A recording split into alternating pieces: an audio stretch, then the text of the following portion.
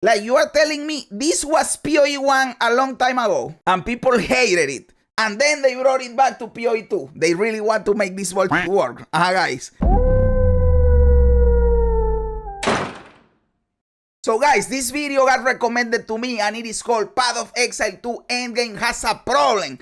And of course, when I watch this title, when I see this title, I have to watch the video, dude. It caught my attention immediately, also the thumbnail. So let's see what Farham had to say in here, dude. Hello everybody, it's me, Farham. We're here with some Path of Exile 2. And I know, it's been a while since I've put out a video, and that's because we've been working on what needed to be done for this one. This is the road to 100. What it took to get there. Why it... Brother did level 100 in PoE2, and that is a pain in the ass getting 100 in PoE2, let me tell you. It is a grind. Caused burnout. How I think the endgame could be changed, and maybe some tips about how we could do this more cheaply, and just some general tips about what you should be looking for in your waystones, precursor tablets, and build an atlas tree, should you choose to take on what is currently a gargantuan task within this game. We did this about as fast as it could be. I think the game, and I did a video about talking about this, by the way, I think the game is designed in a way where they are not expecting you to reach level 100, and it is just like an extra milestone that you can get if you want to, but it is not required by the game by any means to complete the content. I have completed all the content in the game, and my max character is 93 or 94, right? So effectively, the high level is level 90. At that point, you can already do everything. But to keep the progression going, they still give you a little bit more of levels, so you don't feel like you are not earning anything. But it is not intended that you get level 100. I think that is why they made it such of a grind. Be done using the most expensive materials, and it still took an age. Coming up soon, GGG have said that they will be reducing the experience curve from 95 to 100, so we got it in before they made it easy. That being said, let's jump into the first chapter, which is how we actually did this. Starting off then, let's take a look at this Atlas passive tree. So, main themes that we're going for here are more magic monsters, more rare monsters, more explicit effect of our waystones, more effect of our precursor tablets. That is basically because I guarantee you he wants more monsters to kill more monsters to get more experience, but also I guarantee you that he's using waystones with extra experience and precursor tablets with extra experience. With our precursor tablets and our waystones, we will be grabbing as much XP as we can, and we want that to be multiplied up as much as we can. So with that in mind, we grab round to expanding hordes, we go through to twin threats, and then all the way round to enigmatic intensification. Grab all the tablets effects, remnants of power for the 20% chance to double the effect of precursor tablets, with a load of 10% XP tablets that can get very spicy, 1 in 5 maps. And then yeah, all of the increased explicit modifier. Going round, we grab constant crossroads, just in the way, but we want to get round to grueling journey. This gives a lot of explicit modifiers when you start stacking up as lots of lines, which we can do across all of the precursor tablets. And last off, we grab unstable energies for that chance for 25%. This is basically also, I thought he was going to just tackle the Path of Exile 2 Endgame Has a Problem, but he's also like breaking down as a guide how to get there. So I will give it a little bit of speed in there. I am not going to skip it if you guys are interested in that, but we are going to give it a little bit of speed in this part until he gets to the actual use. More effect of our XP gain. This gives us quite a lot of potential XP. You can be quite easily, with the right tower setup, getting up to 300% XP on your maps. Seeing less than 150% is really rare. That's only happening really if you're running sort of 30% maps, where you've only got one tower affecting the area. Looking over at the breach side, it's pretty standard setup, but take grasping hands to get more magic monsters. I would recommend getting at least 2 of the expeditions and grabbing the large explosion one. Oh yeah, in fact, I could just grab that already. You probably should be grabbing the number of explosives is 1. Getting expedition points is a pain in the ass. I already have a video talking about how expedition points are the most stupid ones to get, because there are too many layers of RNG to actually get the points. You have to get the logbook by doing a normal expedition if you don't trade. That is why people just trade for the logbook. But let's imagine you don't want to trade for the logbook. You have to get the logbook, then you have to open the map and get the boss inside the logbook, and then you have to kill it. And that is how you get points. And if you are farming, I don't know, the Olros Resolve, which is the life flask, that is a third layer of RNG. Like the expedition mechanic for farming logbooks is too much fucking RNG. You have to include the boss in every fucking logbook, dude. The boss has to be in every logbook for this to be cool. And not the disturbed rest, then you can clear the expeditions really quick. I tend to ignore them because they've got some rippy enemies in them, so I personally don't run them at all. On the delirium side of things, more mirrors, and yeah, in fact, it's just the only one that really gives you much of a bonus there is the more mirrors, so that'll just increase the mobs a bit. And I don't even bother running rituals, they are time loss. So the only things that really matter are the middle bit, the breach, the expedition, if you're feeling fruity, but I would say it's risky, and then the more mirrors if you're running just the breach and the delirium and ignoring. Yeah, the rituals just take too long, you don't get very much experience from them, and expeditions are too rippy, so it's just paying attention to this bit as far as the Atlas skill tree goes. Taking a look at what supplies we wanted to use, so you're going to end up using a lot of Grand Project precursor tablets to jump around your map and find decent tower configurations. This is a pain in the arse. Yeah, we'll talk about the Atlas later. For your towers, you really do want to be getting 10% experience gain in your maps. These are a couple of divines each. I told you this preferably that have happen. shrines, increased shrines on them for your precursor tablets. Then in your breach tablets, increased monster density is great, but again, you definitely want that 10% increased experience gain. Additional breaches can also be quite good. These are quite expensive tablets. They're costing about 4 divines each. Looking over at the maps, you definitely want to be running tier 16s. Tier 16 is double the experience of tier 15 because it closes the level gap by 1. Your experience just doubles pretty much how it works. So tier 16 is pretty much mandatory. Yes, because what happens is that the higher level you are, you need higher level monsters to keep getting more experience. When you kill lower level monsters, it is not only that you need more experience to level, but it is also that you get less experience per monster. So you want to be killing the highest possible level of monsters to get more experience. That is why the compounding effects of all the experience bullshit in PoE is so dramatic. Because it is not only that from 99 to 100 you need more experience to level, but it is also that you are getting less experience because now you are one more level farther from the mobs that you are killing. So, and if you die, hey dude, forget about it, dude. You can do this with tier 15s. When we start talking about time, just double that time number and realize that you want to be, but then look at the cost, right? There's a cost and time offset to running these tier 16s that we'll see. With these, though, you want to be running pack size. Pack size is more monsters, experience gain, and then if you can get more monster packs, pack size, additional packs, rare monsters, magic monsters, all of those things are great. These sorts of waystones, they're going to be setting you back about 4 divines each at the end league. Certainly were this league. However, they're a lot cheaper in the early league. So maybe some money making there. These are the sorts of maps that look like they should be okay, and then you realize they're not. This is a really rippy map, so it's got minus 10% player resistances and then 2 extra damages. This is the sort of things that you want to avoid, and things like temp change isn't so bad now, although when you get caught by it, it actually sucks, and ignited ground is a bit rough as well. It can just tick down your damage, but look for bad suffixes like that. Don't risk running them. 2.5% XP loss at level 99 to 100 is about 2.5 hours gameplay. In fact, no, a bit less than that. About an hour and a half gameplay, but you still don't want to be repeating that. It's a real kick in the nuts. So that's the sort of stuff you want to be looking for to run this, and you want to always make sure you've got your Omen of Incompetence on and always, even if you are not rushing to level 100 and you are just playing the game normally, you want to have an Omen of Amelioration on. It is not expensive and the benefit is really fucking good. Like, I don't strike for level 100 and I always have an Omen of Amelioration active, because otherwise you will lose 6 hours of time. So that's really what I was looking at with the Waystones, the Precursor Tablets, and the Atlas. Looking at the build, I didn't do this until I got to a high-end build. Went for an attack speed based invoke. By the way, I am taking a look at something really important in here, and why do you guys think this happens? So this shows you that the EG has an opportunity to do a quality of life change for the game. Why do you guys think that this guy has all these currencies in his inventory?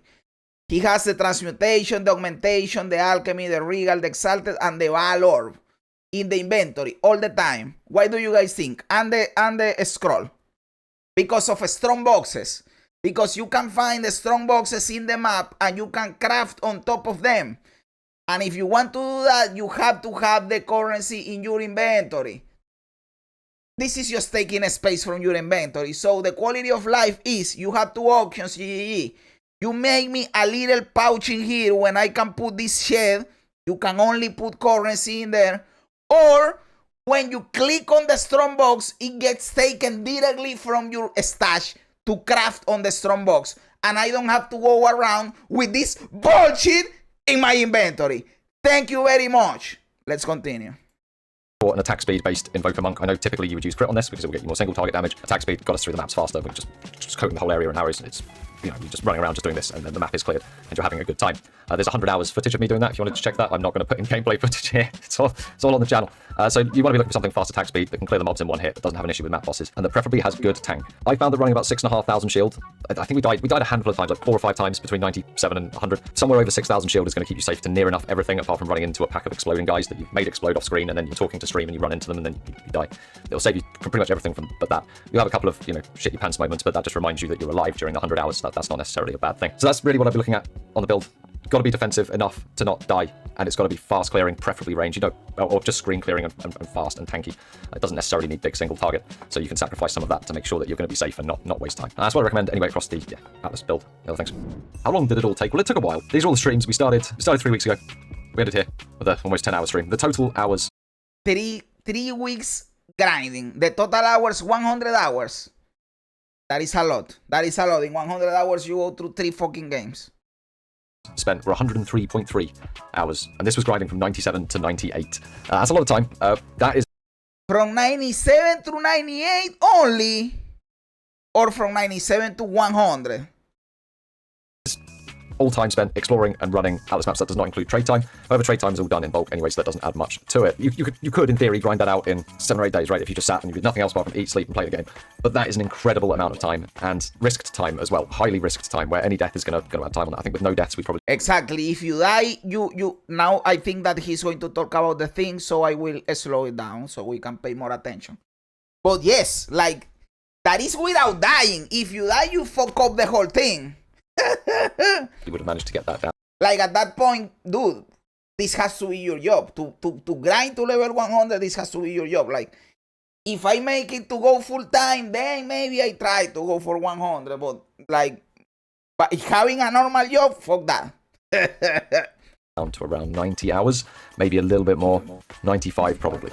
But that's a hell of a time investment required, and even more of an expense, which we're going to move on to next and have a little talk about that. So as we talk about the cost, we'll open this section up showing the divine to mirror at the moment. It's 2,988 divines to a mirror. And let's talk a little bit about how much this cost. I pulled up on the stream how many waystones we actually ran over this endeavor. So as I said about these waystones earlier, they're about 4 divines. You get slightly more expensive ones, which were 5 or 6, and some of those waystones were indeed just cheap 15s we were using to jump from tower to tower. So I'm going to take an average cost of the waystones at 4. The tablets were between 2 and 4, depending on how good they were. Going to take an average cost of 3, and we used around about 150 of these as we went through. So we're going to pull up the calculator, everybody's favorite app. Here it is, and we're going to quickly add up some numbers. So we're going to go 117, which is how many waystones we ran on the last stream, plus 102. The cost is important, but at the same time, if you are earning back what you are putting in by running the maps, it doesn't really matter, right? But if you are going at a net loss all the time, it also is important how much of a loss. Are you only losing 10%? Are you losing 90%? The cost matters, because maybe you don't need to have all of these costs up front. You can start with a little amount and then you keep going, right? 6. We're going to times that by 4. There's our divines for our maps. And then to this, we are going to add 3 times 150, which is 450. I can do that bit in my head. Got a bit of faith there. That brings the total cost up to 5,022 divines, making the cost of this endeavor a little over, well, let's just divide that by 2,988. 1.68 divine mirrors. That was the total cost to run this. That is absolutely extortionate. You can get cheaper keys on the trade. Of course, okay, you can say that no, it is 1.5 mirror, but as I am telling, if you get you have 10 divines, you invest them, and you play the maps, you get the 10 divines again, you invest them, doing the thing, it doesn't seem as expensive considering you are getting the experience in the process, right? You might be able to pick 1 or 2 up for a few chaos, maybe even 30 chaos. You might get lucky and pick one up for 50 or 60 exalts or something. However, you are not going to be able to get the volume of keys you need to do this. And those keys are being snapped up by resellers from TFT all the time. Exactly. You go to TFT and you see that the maps that he's talking in here that offer a lot of experience are the most expensive ones. And they are buying them in bulk and then reselling them and making a profit. You can't compete with them in terms of having the raw currency to buy in bulk and being active. This is their job, by the way. They are not doing this because they are cutesy. This is their job. So they are active all day long, buying and selling. You can't compete with them trying to buy these maps because you can't be all day long paying attention to the Discord, you know.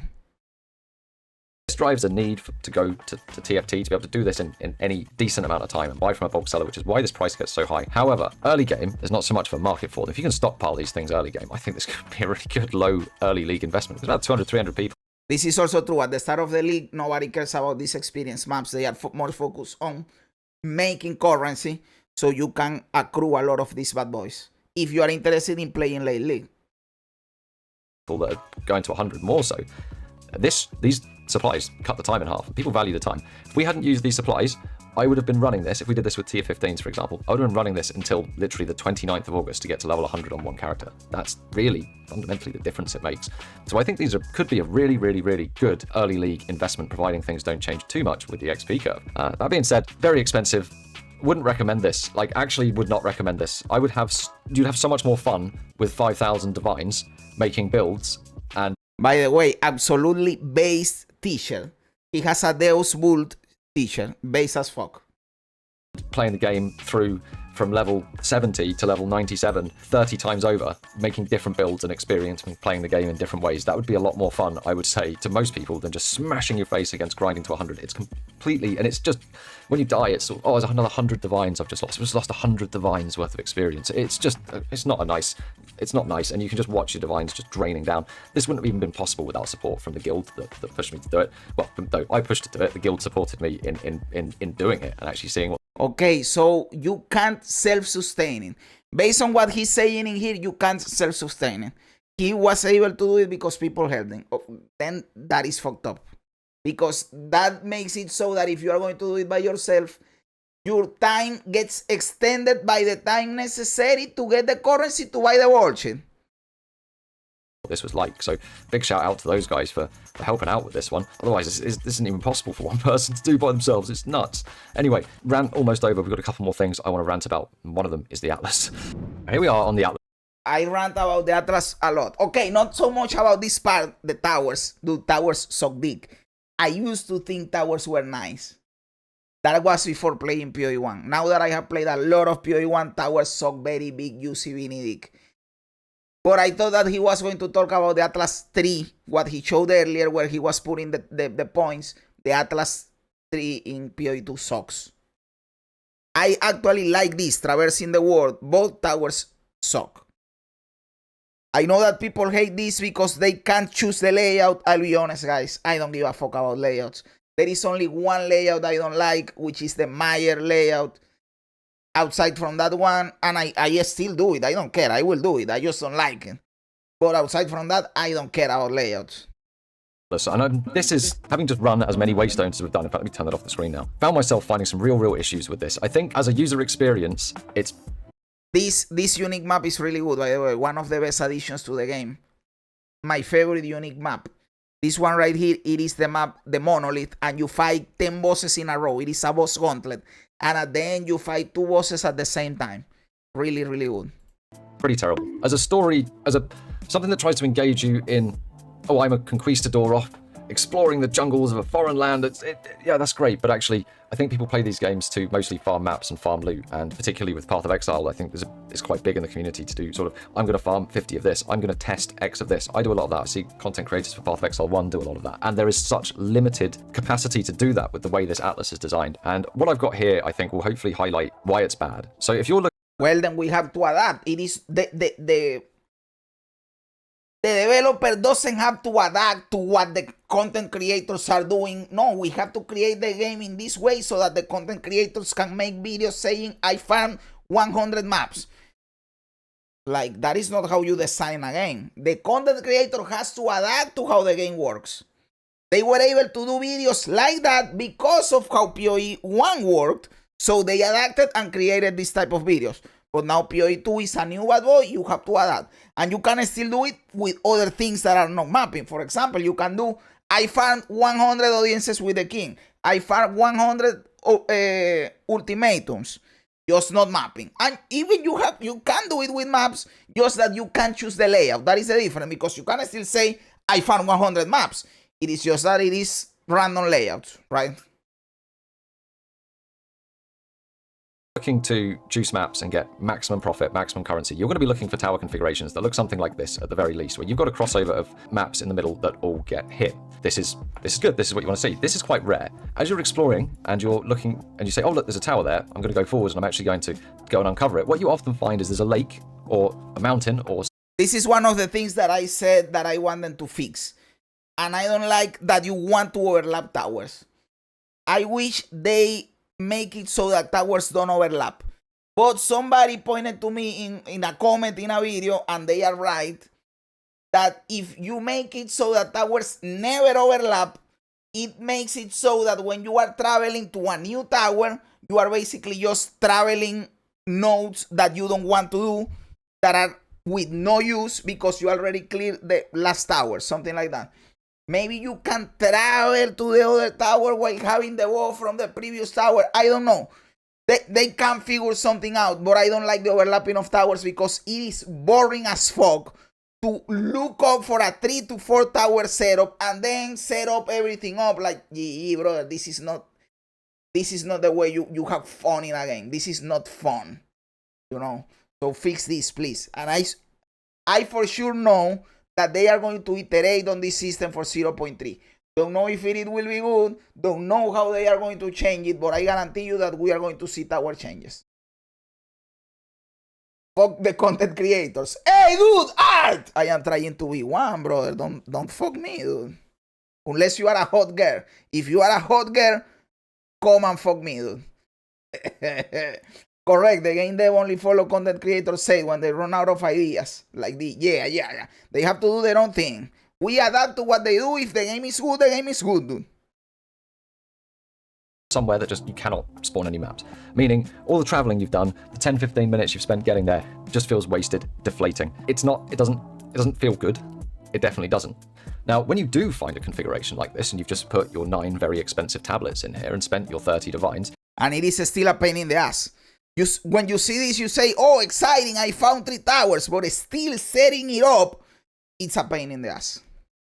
You're then left with another bit of a tough choice. The maps in the middle, you know these are going to be good, they're going to be all 90%, you're going to run them. There's going to be maps that are sort of between 2 towers. Still, the use, it is in the overlapping of the 3. Then you have the overlapping of the 2, it is less use, you know, like in a Venn diagram. But it is still kind of worth it. And when you have the part that is no overlapping, that is sad.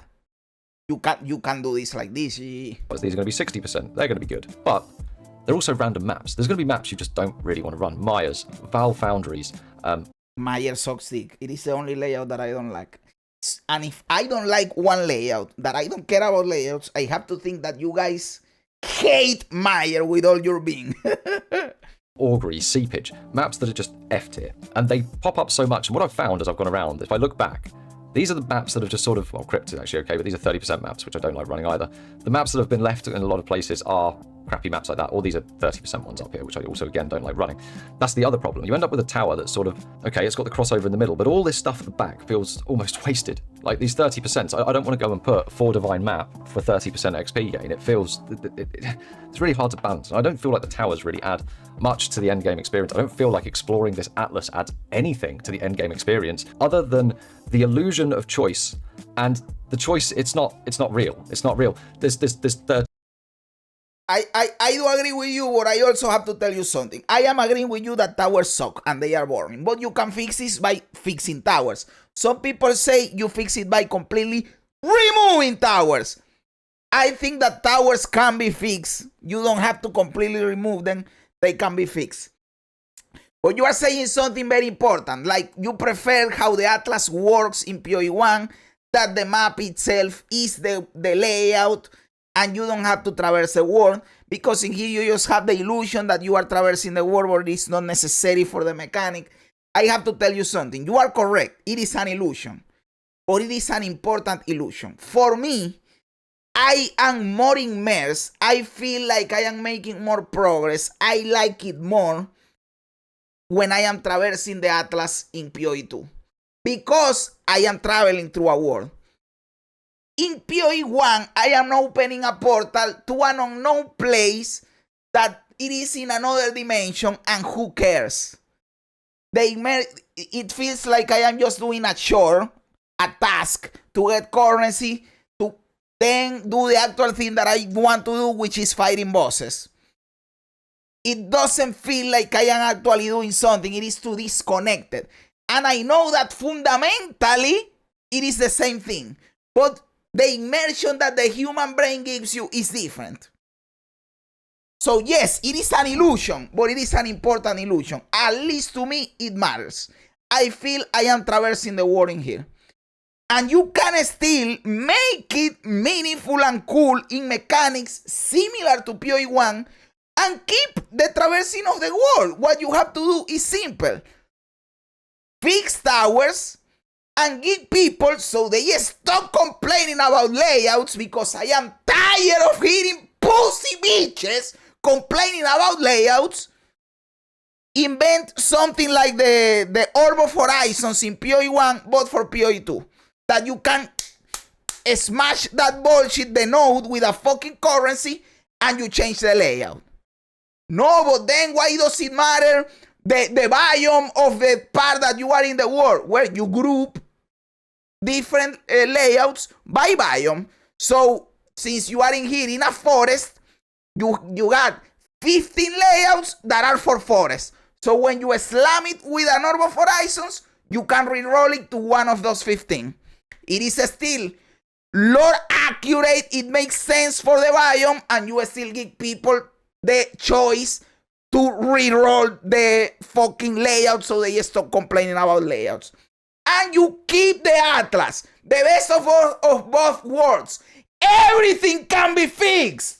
Like, you are telling me this was PoE1 a long time ago. I never saw this. I didn't play PoE1 when this existed. So this is really similar to what we have in PoE2, right? And these red things are basically towers, right? And you want the overlapping of the red things like towers in PoE2, sorry.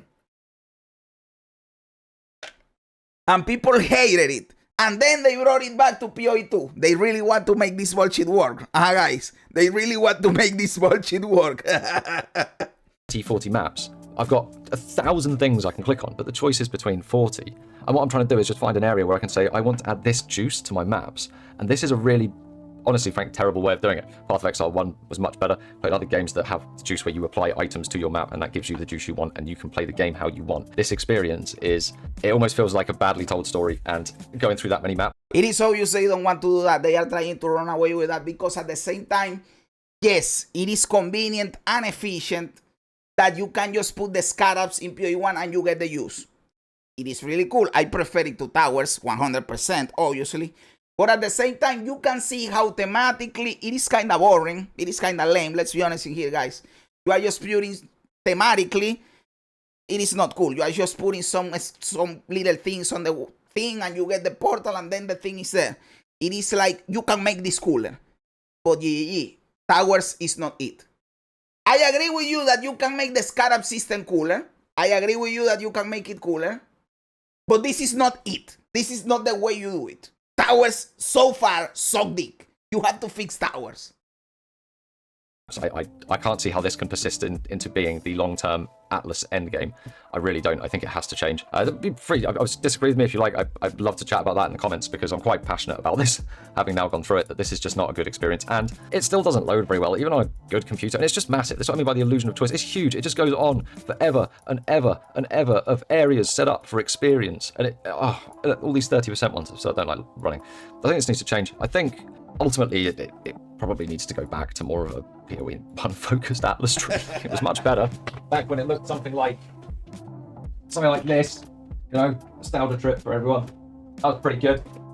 Now, one more thing as well, having just come out of the Atlas now and stopped raging out about having to look at that, I think the change made to experience gain at endgame was bad. I understand the reasoning behind it because you want to encourage people to try the bosses, but that should certainly maybe be the case for tier 0 or tier 1. At the very least, this should be an option, like a please don't hurt me daddy mode.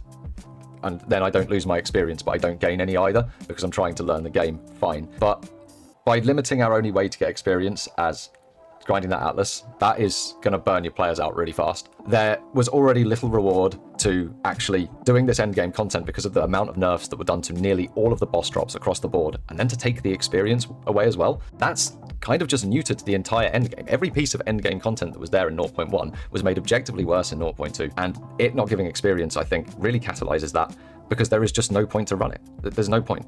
It would be the cheaper alternative to go and run simulacrums or breaches, but that's not viable. The only thing you can do is run these maps. I think the optionality of getting experience from this content needs to be added into the game, and I think that's very important, especially as new endgame content comes out. I think without that, you're going to find that you lose a lot of people that would otherwise be quite interested to keep playing, because there's that slight power creep that's going on, there's that impending dopamine, but you don't get that if you're doing the endgame content and getting nothing. And on that, I would not recommend going to 100 now. I would not recommend even looking at it this late. I have never recommended it. I have never recommended it. Like, dude, it is too much of a pain in the ass, too much of a time and currency investment, and it is not necessary. Like, if you needed it to complete the content, maybe, and it still would be like, I would be pissed if that was the way. Like, if you needed 100 to be able to complete the content, and it was this much of a grind, I will be complaining about it all the time. The reason I don't do it is because you don't need it. It is just an extra progression you get in there, so you keep progressing. Again, it is comparable to things like getting 60 in Lost Ark. You don't need to get 60 because 50 is effectively the max level, but you still keep progressing so you feel you are earning something.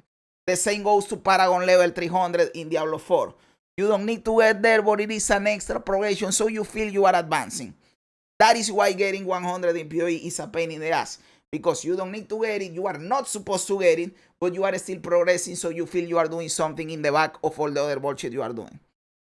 That is why I don't complain about it. If it was required, I would be bitching about it every single day. It's too expensive, it takes too much time, and honestly, the user experience of going through the Atlas for that long is immeasurably frustrating.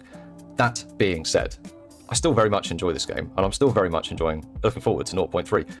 Based as fuck, PoE2 is really, really good. Please, give us 0.3, give us the news for 0.3, something, teasers. Give me something so I can be hyped for 0.3, dude. I hope that some changes come to the end game to make it a lot more engaging, so that the last month or two of the league is actually spent doing some more interesting stuff. And on that, thank you all for those that supported me through this journey. It's been absolutely amazing. I hope you've enjoyed this video. Agree or disagree, let me know in the comments, and I will catch you in the next video. Looking at these waystones, as I've said, these were around... Daddy, you're my daddy. Thank you. Thank you for subscribing. That was cool. I forgot to turn on sub alerts. Hey dude, that was a nice video for sure, and congratulations on getting level 100. I am not up for that fucking grind, dude. Fuck that. But hey, cool video showcasing how much of a pain in the ass it is getting 100 in PoE2. And apparently they are going to nerf it so it is easier to get it. Again, I don't think it is a big problem because it is not necessary, but some people want to get it. So maybe it should be like getting 100 in PoE1. It is still kind of challenging. You can do it, but it is still kind of challenging, and it is easier than in PoE2. They can make it like in PoE1, that it is attainable if you want to do it. You don't need it. And it is still a bit of a challenge, and it is still would be cool, right? So yes, good video, Farhan, my dude. What do you guys think? Am I right? Am I wrong? Am I a clown? Am I a genius? Let me know everything in the comments below. I love reading comments even when they don't agree with me. Also remember to like the video, to subscribe to the channel, all that cool stuff. Guys, thanks for being here. You guys are awesome. God bless ya. And remember, don't be afraid ever, because this is just a ride.